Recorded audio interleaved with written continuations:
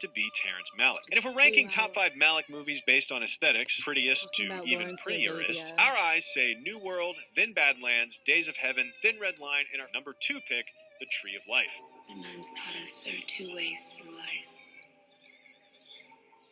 The way of nature and the way of grace.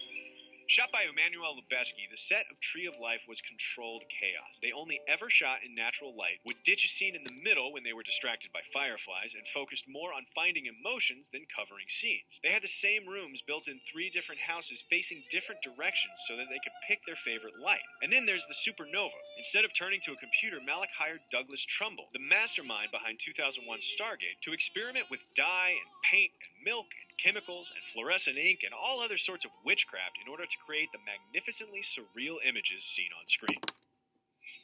If our number 2 made light on its narrative in favor of stirring imagery, our number 1 does away with it completely. A visual tone poem. No words, no dialogue, no plot. Our most beautiful pick is called Samsara. Like its prequels Baraka and Kronos and their spiritual ancestors from the Katsi trilogy, Samsara is perhaps the purest of cinema. It is beyond language. It says its piece by virtue of emotional, thematic, and aesthetic association, but it's also completely gorgeous. Shot on 70mm film in almost 100 locations in 25 countries over 5 years, the images are majestic, overwhelming, unbelievable. There isn't a single frame you couldn't hang on your wall and marvel at for years. It's a moving museum, a guided meditation, and a visual revelation, which is why it's our pick for most beautiful film of